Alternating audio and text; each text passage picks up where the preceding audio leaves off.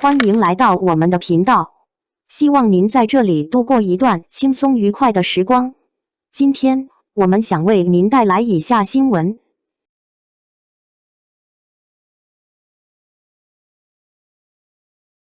王一博商业价值逆势攀升，低曝光时代的高信任样本。从2025年整年到2026年3月，王一博几乎没有出现在传统意义上的活跃轨道中。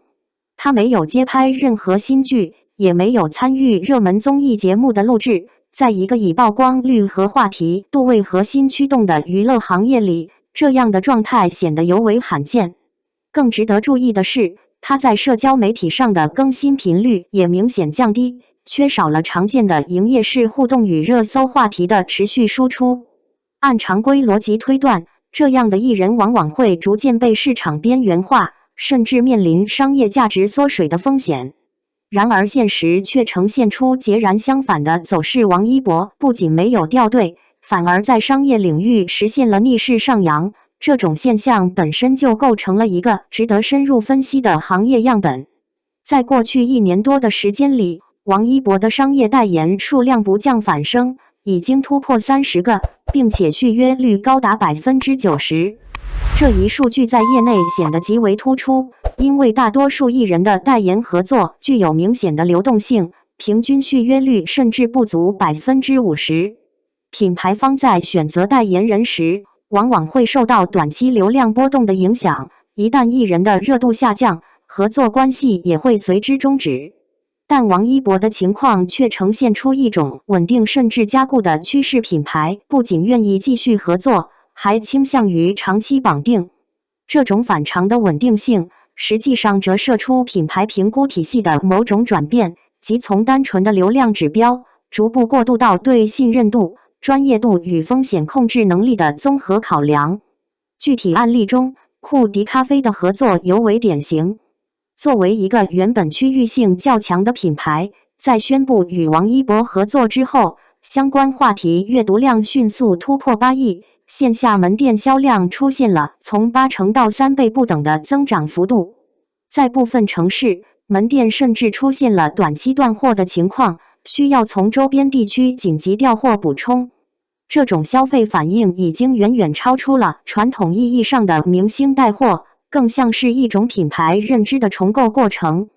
消费者不再只是因为代言人而尝试产品，而是在心理层面将品牌与某种稳定、可靠的形象绑定，从而形成持续消费的动机。这也是为什么周边产品会出现跨省抢购的现象，购买行为本身已经带有某种象征意义，而不只是简单的功能性需求。从公司层面来看，王一博对乐华娱乐的贡献同样具有决定性意义。2024年，乐华娱乐总收入为7.65亿元，其中王一博个人贡献达4.59亿元，占比超过60%。与2019年仅占10.6%的比例相比，这一增长幅度堪称跃迁式提升。这不仅意味着他个人商业价值的爆发，也直接影响了公司的资本结构与市场信心。正是在这样的背景下，乐华娱乐得以在2023年成功登陆港股市场，而王一博也被视为其中的关键变量之一。在资本市场的语境中，他已经不再只是一个艺人，而更像是一种具备稳定回报预期的概念资产。投资者对他的关注，某种程度上已经脱离了娱乐内容本身，而转向对其商业转化能力和风险可控性的评估。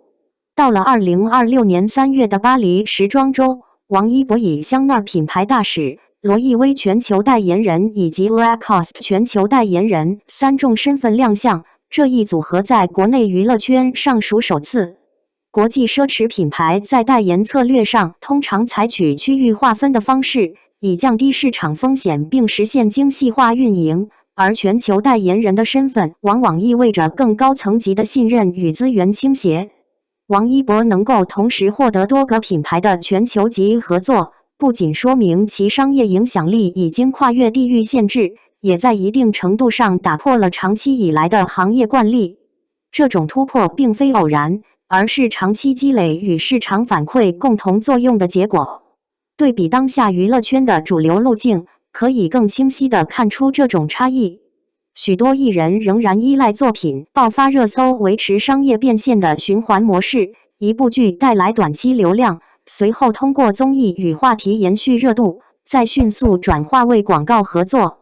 但这种模式的缺点也十分明显，热度衰减快，商业价值波动大，品牌合作缺乏稳定性。一旦缺少新的爆款作品支撑，整个链条便容易断裂。而王一博显然走在另一条路径上，他并不依赖高频曝光来维持存在感，而是通过长期的专业积累与形象管理，形成了一种相对稳定的市场认知。这种低曝光、高价值的模式，本质上是将个人品牌从流量驱动转向信任驱动。品牌方选择与他合作，不再只是为了短期的传播效果，而是看重其长期稳定的形象输出与风险控制能力。在当前的商业环境中，品牌越来越重视代言人的可持续性与安全性，尤其是在舆论环境高度敏感的背景下，一个稳定、可靠且争议较少的公众人物，往往比一时爆红的流量明星更具吸引力。有人会问，这种情况是否只是个例？事实上，它更像是一个提前显现的趋势信号。消费者的偏好正在发生变化，他们不再单纯追逐高高在上的明星光环，而是更加关注真实感与可信度。在信息高度透明的时代，过度包装的人设反而容易引发反感，而那些通过长期行为积累形成的形象，则更容易获得持续认可。王一博并没有刻意制造复杂的人设，也没有依赖高频口号式表达来强化存在感，他所做的更多是专注于每一项具体工作，将专业能力与个人形象自然结合。这种去表演化的路径，反而在当下显得更加稀缺。正因如此，他在商业合作中的议价逻辑也发生了变化。如今品牌方在洽谈合作时，往往需要提前半年甚至更长时间进行排期规划。他们担心的已经不再是代言费用的上涨，而是能否顺利获得合作机会。这种供需关系的变化，说明王一博的商业价值已经从可替代资源转变为稀缺资源。甚至在赛车领域，相关赞助商也开始主动询问下一赛季是否还能继续合作。这种跨领域的持续合作意愿，进一步印证了其影响力的稳定性。从更宏观的角度来看，这一现象正在引发行业内部的重新思考。在一个信息过载、注意力分散的时代，究竟什么样的人才值得长期投入？是短期爆发、话题不断的流量明星，还是那些能够持续输出稳定价值、具备高度可信度的公众人物？王一博的案例并没有给出一个简单的答案，但他至少提供了一种可行的路径参考。它表明，在流量之外，仍然存在另一种评价体系，而这种体系或许更接近商业本质。归根结底，王一博的反常并非真正的异常，而是行业结构变化中的一个先行信号。